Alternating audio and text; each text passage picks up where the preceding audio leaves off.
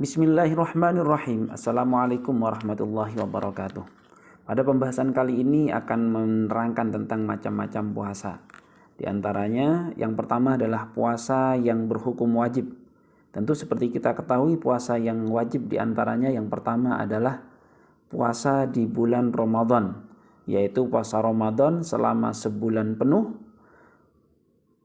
yang jumlahnya adalah 29 hari atau 30 hari. Minimal pelaksanaan bulan Ramadan itu adalah 29 dan maksimalnya 30. Apabila kurang dari 29 hari maka itu adalah suatu kesalahan, dan apabila lebih daripada 30 hari juga merupakan suatu kesalahan. Jadi bagi orang Islam yang memenuhi syarat dan syarat wajibnya puasa, Islam, balik, berakal, dan mampu untuk melakukan berpuasa, maka wajib melakukan puasa di bulan Ramadan. Kemudian yang kedua adalah puasa pengganti Ramadan. Puasa pengganti Ramadan hukumnya juga wajib. Puasa pengganti Ramadan yaitu orang-orang yang di dalam bulan Ramadannya tidak bisa melaksanakan puasa secara penuh.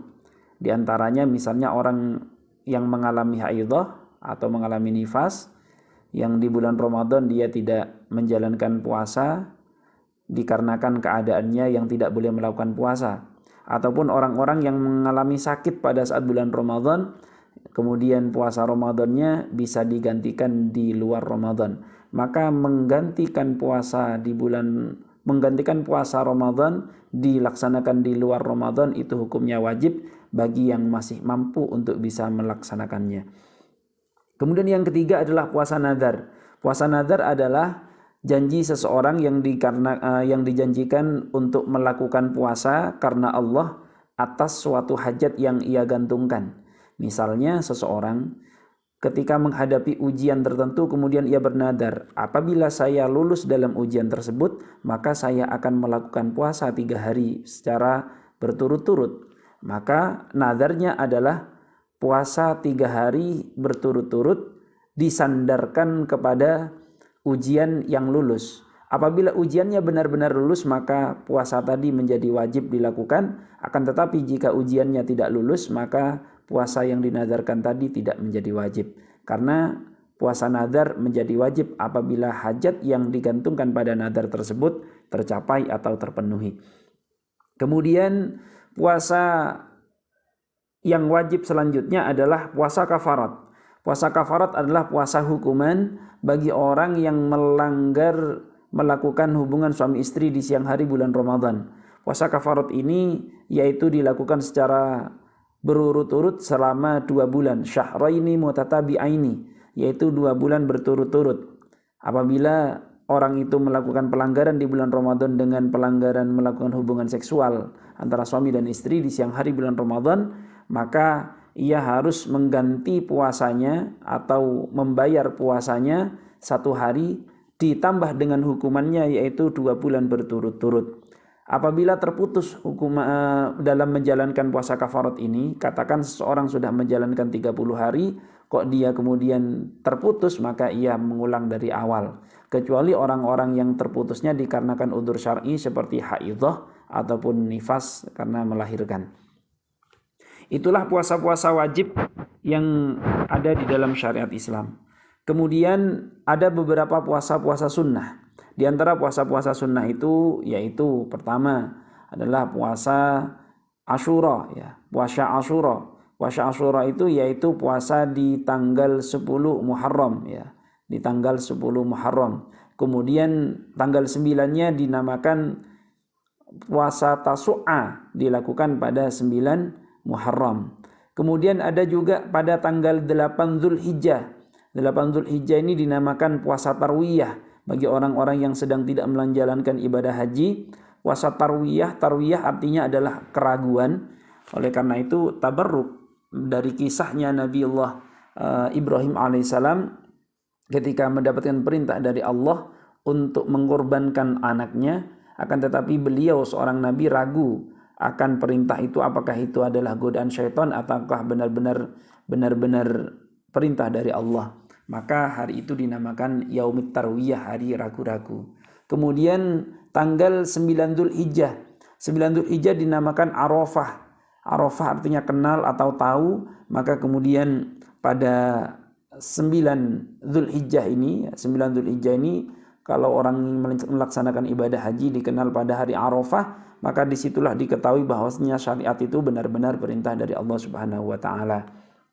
Nah, kemudian puasa sunnah yang lain masih banyak seperti yang dianjurkan oleh Rasulullah sallallahu alaihi wasallam, bahwasanya Nabi itu menjalankan puasa pada hari Kamis, puasa pada hari Senin, puasa Ayyamul Bid. Ayyamul Bid itu adalah puasa ayyam, itu hari-hari, jamak dari kata hari, dari yaum jamaknya ayyam. Ayyamul Bid berarti puasa pada hari-hari putih. Hari-hari putih yang dimaksud di mana ada rembulan yang putih, yang dimaksud adalah bulan purnama. Terjadi Ayyamul Bid ini terjadi pada setiap bulannya bulan Hijriyah, yaitu tanggal 13, 14, dan 15 pada setiap bulan Qamariyah. Bukan bulan Syamsiyah, yaitu bulan Muharram, Syafar, Rabiul Awal, Rabiul Tsani sampai Dzulhijjah. Dalam 12 bulan, setiap tengah bulannya tanggal 13, 14, dan 15 dinamakan Ayyamul Bid. Kemudian puasa yang lain adalah puasa Daud ya. Puasa Daud itu menirukan syariat yang ada pada Nabi Daud, yaitu puasa sehari dan besoknya tidak gitu. Puasa lagi, tidak lagi, puasa lagi, puasa tidak lagi. Nah, itu selang sehari puasa, selang sehari tidak. Itu puasa yang pernah dijalankan oleh Nabi Daud alaihissalam. Kemudian ada juga puasa namanya Shaumud Dahr, puasa dahr, yaitu puasa yang sepanjang waktu ya. Puasa sepanjang waktu, sepanjang tahun atau puasa menahun, hampir tiap hari puasa. Tiap hari puasa kecuali hari-hari yang tidak diperkenankan menjalankan puasa. Ada hari-hari yang tidak boleh melakukan puasa. Di antaranya adalah hari raya Idul Fitri yang pertama, kemudian yang kedua hari raya Idul Adha, kemudian yang ketiga, 4 dan 5 secara berurutan dari hari raya Idul Adha, yaitu hari tasyrik, Ayyamut Tasyrik, yaitu tanggal 11, 12 dan 13 Dzulhijjah. Di mana mulai hari raya Idul Adha sampai hari tasyrik berikutnya, yang jumlahnya hari tasyrik itu 3 hari, ditambah dengan 1 hari Idul Adha jumlahnya ada 4, itu adalah hari di mana diperkenankan atau disyariatkannya penyembelihan binatang kurban ya. Itulah hari-hari yang dilarang menjalankan puasa, bahkan haram untuk menjalankan puasa pada hari-hari tersebut. Selanjutnya adalah syarat wajib puasa ya. Syarat wajib puasa adalah Islam, akil, baligh, dan mampu untuk menjalankan puasa. Maka perintah puasa hanya diperuntukkan orang yang beragama Islam dan yang sudah balik. Dan apabila belum balik kok dia menjalankan puasa, maka pahala tertuju kepada orang yang mengajarkannya selama dia dididik untuk berpuasa. Maka kemudian wal aklu, dan juga berakal. Katakan orang Islam kemudian dia balik tapi tidak berakal, maka dia tidak wajib menjalankan puasa. Kemudian wal qudratu 'ala shaum, dan mampu untuk menjalankan puasa. Artinya dia masih sehat, masih kuat. Nah, kemudian apabila di antara syarat wajib puasa ini tidak terpenuhi, maka tidak wajib. Katakan misalnya ada seorang yang semula belum beragama Islam, mulai dari umur kecilnya sampai umur 40 tahun. Pada umur 40 tahun dia masuk Islam, maka dia tidak berkewajiban untuk mengqadha puasa selama 40 tahun sebelum dia Islam, karena saat itu belum berkewajiban. Karena orang ketika baru masuk Islam, baru disitulah ia mendapatkan kewajiban untuk menjalankan puasa. Begitupun orang yang gila misalnya. Orang gila pada waktu tertentu kemudian dia sembuh di usia tertentu, maka pada saat ia sembuh dia tidak perlu mengganti puasa selama waktu ia gila. Nah, artinya dia tidak memiliki kewajiban untuk berpuasa dan tidak memiliki kewajiban untuk mengganti puasa ketika dia sembuh. Ya, inilah syarat wajibnya puasa. Sedangkan rukunnya puasa adalah menahan diri dari segala sesuatu yang membatalkan puasa, seperti makan, minum, jima, ya, makan, minum, jima, muntah dengan disengaja semenjak terbitnya fajar shadiq atau kita katakan waktu subuh sampai terbenamnya matahari atau datangnya waktu maghrib. Itulah rukunnya puasa. Kemudian sunnah-sunnah yang berkaitan dengan puasa secara langsung, yaitu yang pertama, mempercepat waktunya berbuka ketika sudah waktunya berbuka. Artinya ketika sudah masuk waktu maghrib, ia segera untuk membatalkan. Tidak perlu menunda-nunda. Justru ketika menunda-nunda, ia kehilangan kesunahan dari ibadah puasa.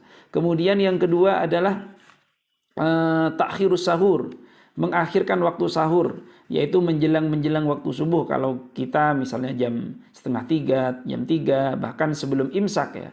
Jadi itu yang disunahkan di dalam sahur. Bukan justru setelah isya makan kemudian tidak sahur lagi. Nah, itu kehilangan kesunahan di dalam kesunahan bersahur.